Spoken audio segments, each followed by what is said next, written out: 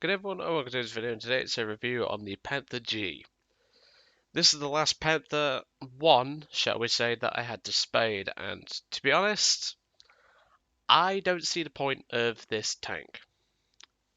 Now I know some German players are going to be coming onto this video going, yeah, this is a good tank, yeah. That's a terrible German impression, I know, but trust me, I've done worse. But I really don't see the point to this tank. Now that's not to say it's a bad tank. No, it's actually rather good. I just had a crap time at the start of it. This thing was bad luck heaven, shall we say. Like, I was getting such bad luck in this tank when I first started, and towards about 3/4 of the Spade. I just had increasingly bad luck, and I really can't work out why.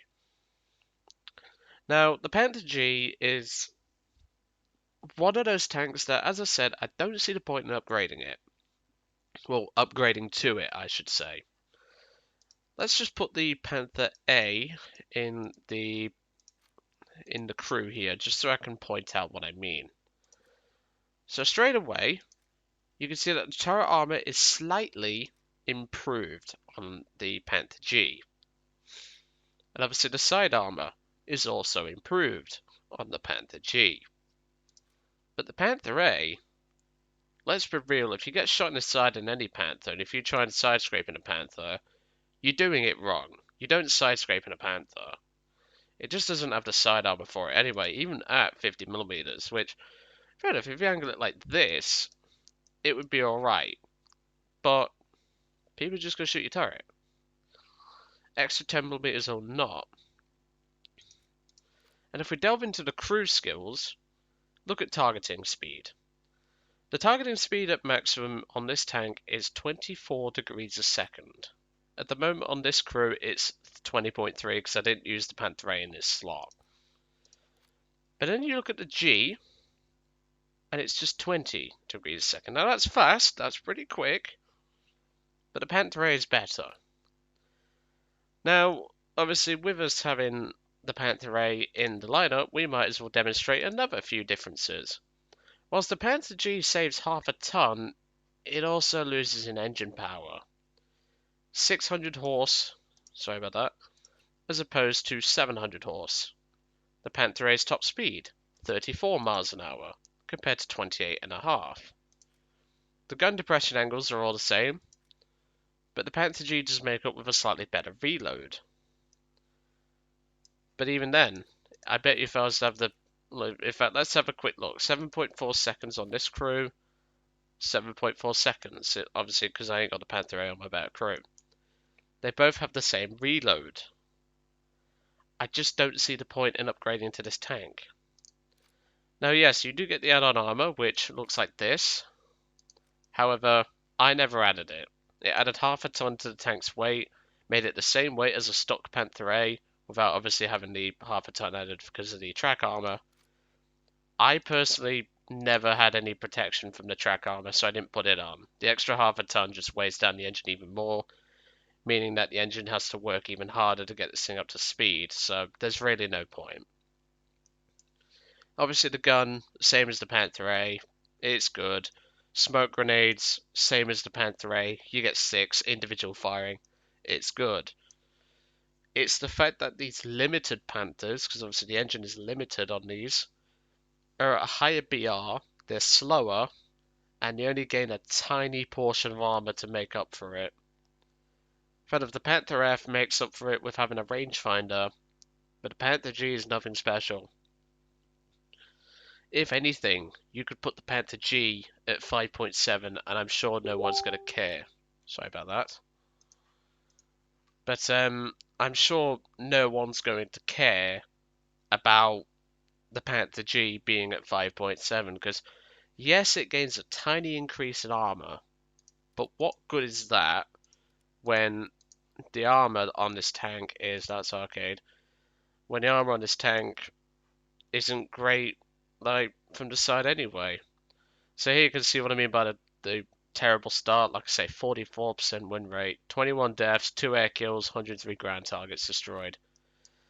It could have gone a lot better if it wasn't for the start of the Spade, that is for definite, because I had terrible luck at the start. But as I got towards the end, it got better and better, that's for definite. And this battle is one such example. Where I get to Spank, some flankers, which is always nice, and it really shows what this tank can do in the right situation.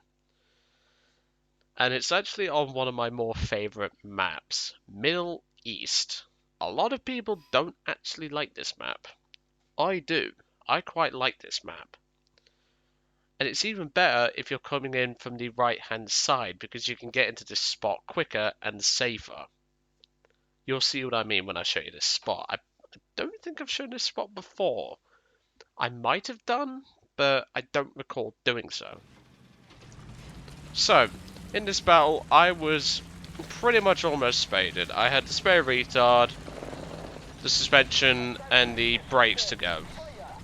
I'm just going to jump us ahead, just to get us going a bit. So I call in artillery as I usually do on the southernmost, or the uppermost road, because a lot of M18s tend to rush there. So I thought, okay, let's see what I can do, and I'll get into my position. APCR round is exactly the same as the Panther F, by the way. I always carry 5 just in case. But obviously, even though the mobility is a bit limited, I was able to get here reasonably quickly. But if I was in a Panther A, I'd have been here a lot quicker, that's for definite. So just there, a PT-76 has just blown up that Panzer M41 Walker Bulldog, which I've now unlocked, and I'm going to begin spading it very soon. After I've done the Jagdpanther and the Tiger 2P. So obviously at this point, I'm looking around, I was making sure no one else was there, and then I was going to engage the Jumbo.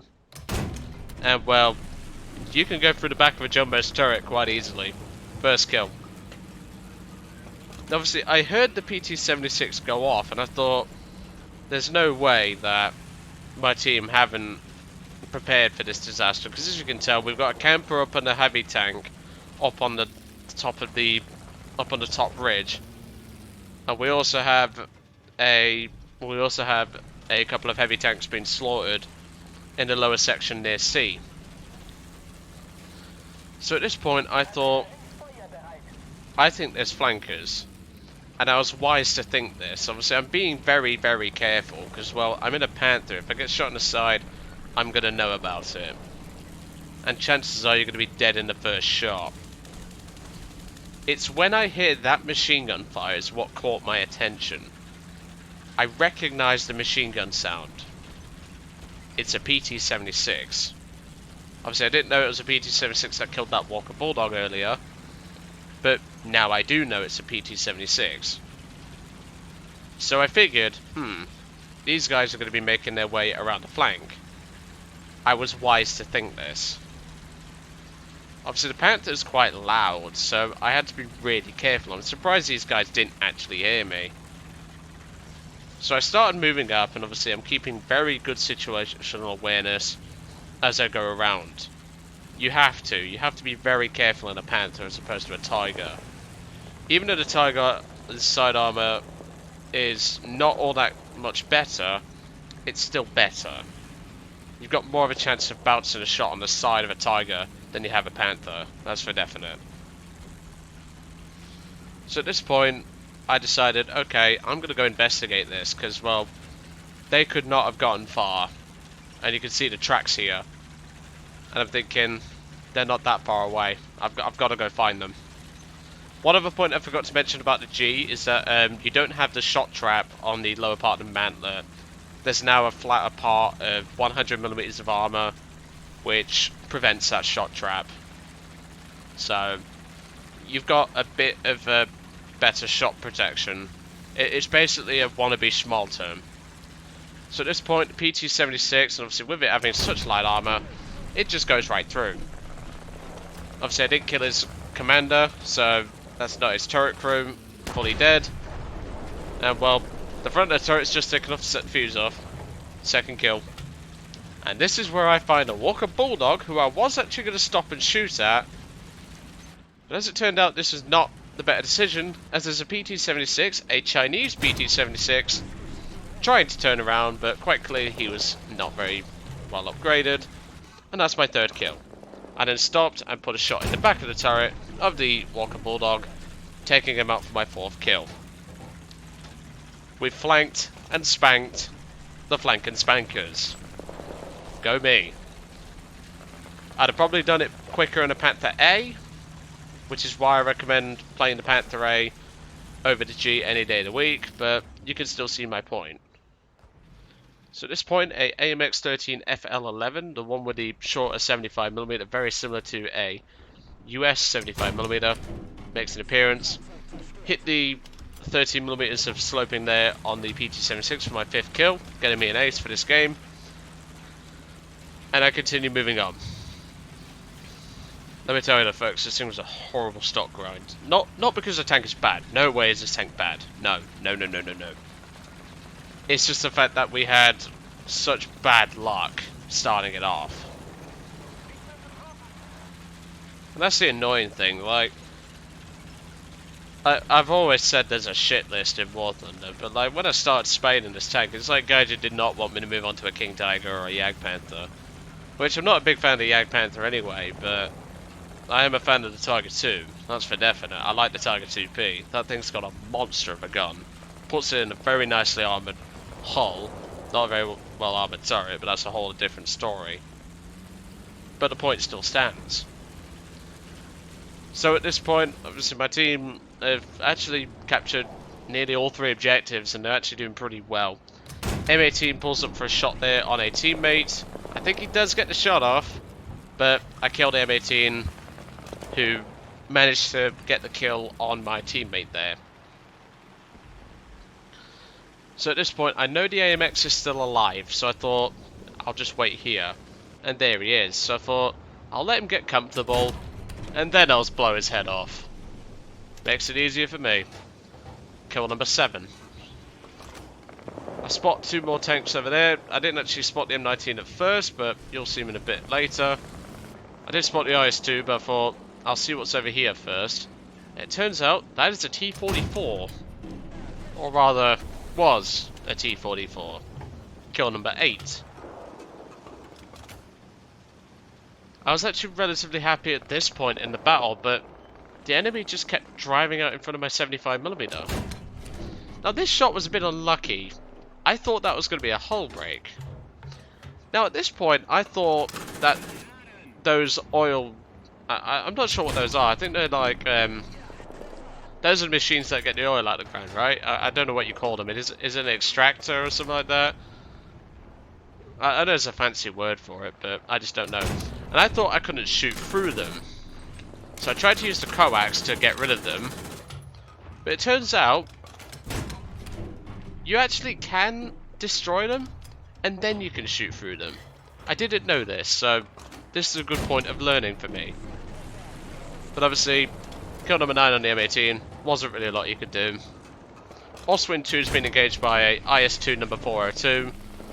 Some sad bastard actually bought that thing. 6090 GE down the drain bell.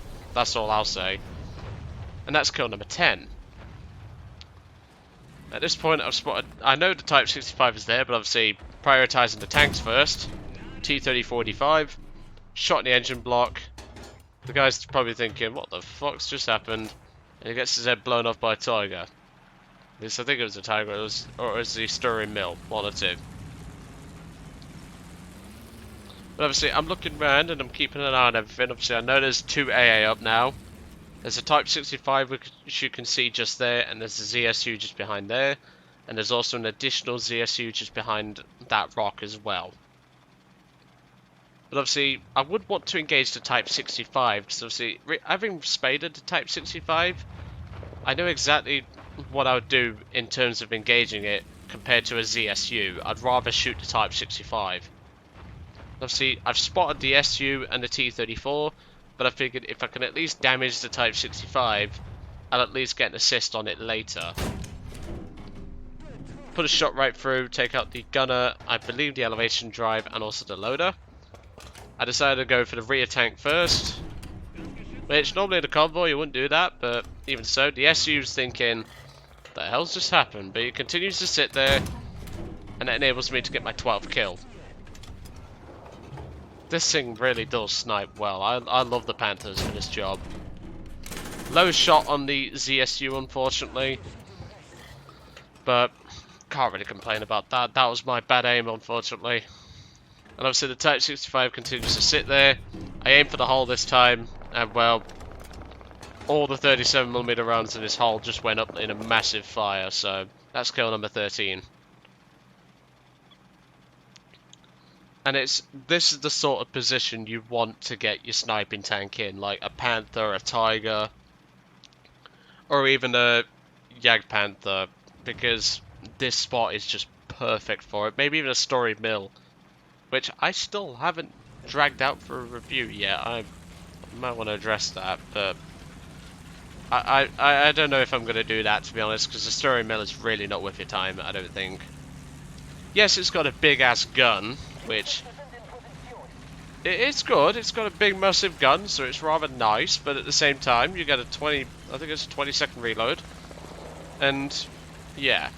So at that point, I spotted the M19 in the corner of my eye, but I thought, he's not going to be that daft, is he? And, well, surprisingly he is. He's trying to flank my team in an M19. And, well, that ended well, didn't it, pal? For my kill number 14. But yeah, the Panther G is certainly... It's got its quirks that are better than the Panther A. But personally, those quirks are just not worth the 6.0 battle rating. So if you're going to use a Panther around this BR, pick the F or the A. Those are the two I'd recommend. The G can work, but I would personally rather play the A or the F. That is my opinion. But anyway, I'll let you guys off. I hope you enjoyed today's review, and I'll see you all on the next one.